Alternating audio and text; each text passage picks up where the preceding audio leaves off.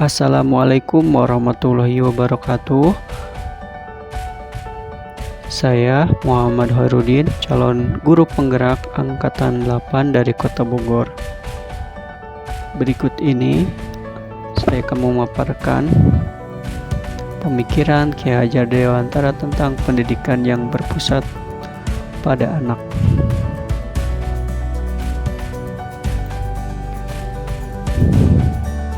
Terima kasih saya ucapkan kepada Ibu Berta Niken Dianingrum MPD sebagai fasilitator dan Ibu Ajeng Asi Utami SPD sebagai pengajar praktik yang telah membimbing dan mengarahkan selama saya melaksanakan pendidikan guru penggerak Angkatan 8.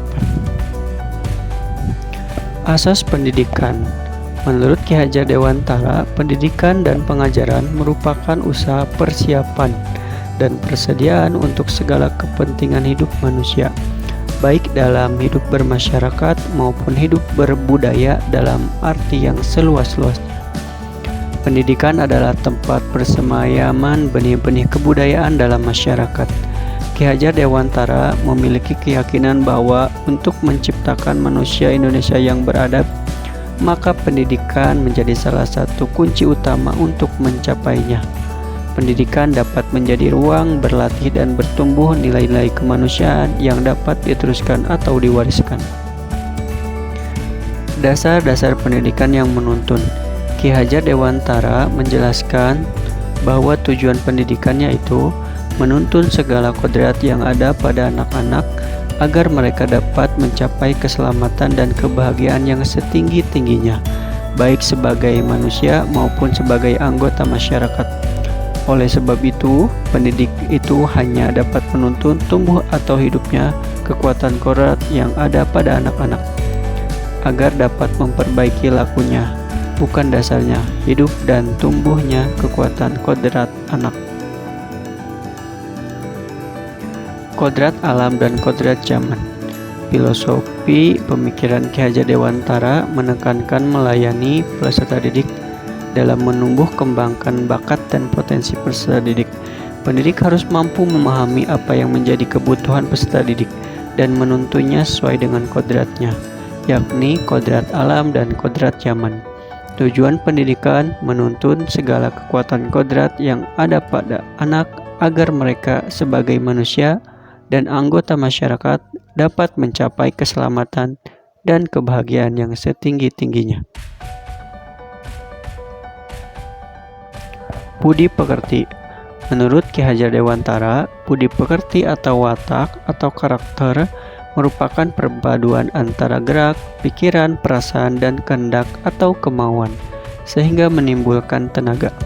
Budi pekerti juga dapat diartikan sebagai perpaduan antara cipta, kognitif, karsa, afektif sehingga menciptakan karya psikomotor.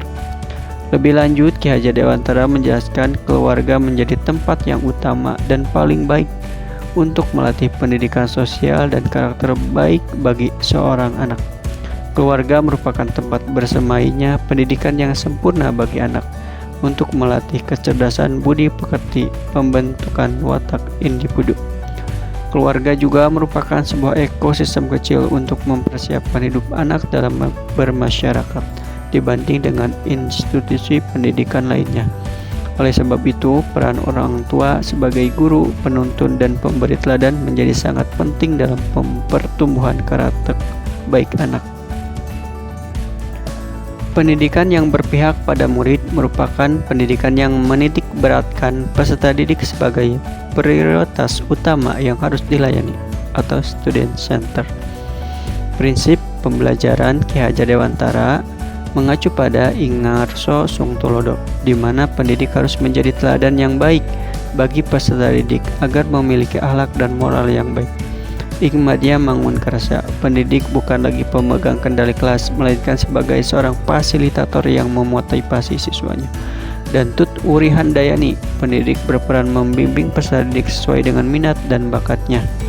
Implementasi pemikiran Ki Hajar Dewantara di sekolah, yaitu sekolah tempat saya mengajar dan bertugas di SDN Rancamai 2, Kecamatan Bogor Selatan, Kota Bogor.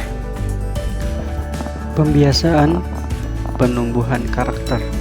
Upacara bendera selain bertujuan untuk meningkatkan rasa nasionalisme dalam diri, kegiatan ini juga dijadikan sarana dalam membina peserta didik, tentu saja dalam rangka membangun karakter seorang pelajar Pancasila. Sebagaimana amanat kurikulum merdeka, rangkaian kegiatan seperti pengibaran bendera, mengheningkan cipta, pembacaan teks Pancasila, pembukaan Undang-Undang Dasar 1945, sejatinya memiliki makna filosofis yang besar terhadap penguatan nasionalisme. Ekstrakurikuler.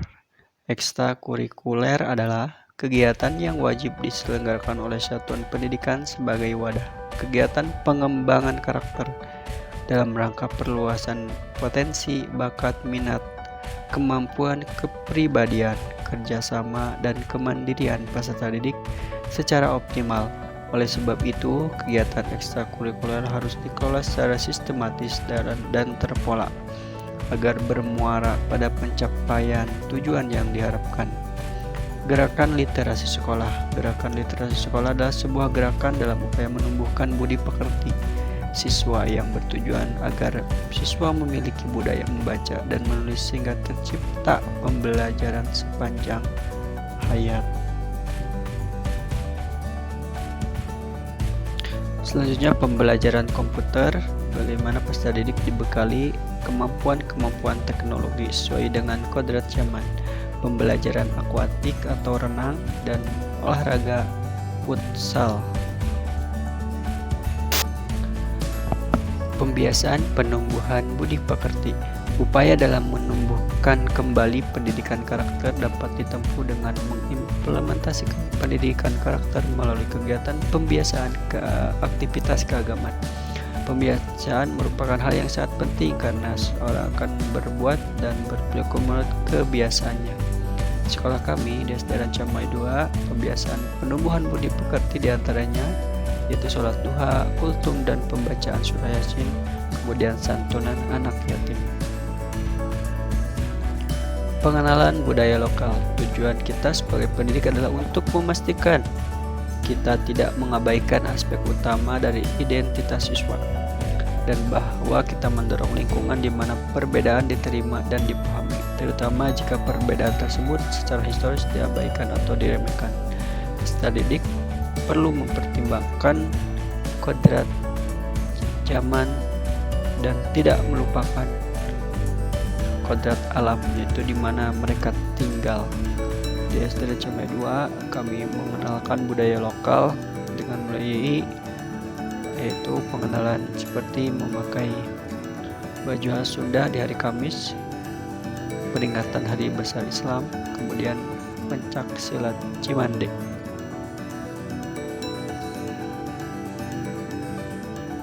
Tentunya untuk mencapai suatu tujuan pendidikan sesuai dengan filosofis Ki Hajar Dewantara, harus adanya kerjasama dan kolaborasi dalam sekolah. Di antaranya yaitu dari pengawas pembina, kemudian dari guru-guru, dan kepada orang tua. Kami selalu menekankan bahwa kerjasama ini penting diwujudkan dengan adanya pembekalan oleh pengawas pembina, kemudian saling tukar pendapat, saling menukar ilmu oleh guru-guru, dan mensosialisasikan program sekolah kepada orang tua siswa agar semua program di sekolah berjalan dengan baik. Demikian pemaparan saya mengenai demonstrasi kontekstual modul 1.1. Terima kasih atas perhatiannya. Wassalamualaikum warahmatullahi wabarakatuh.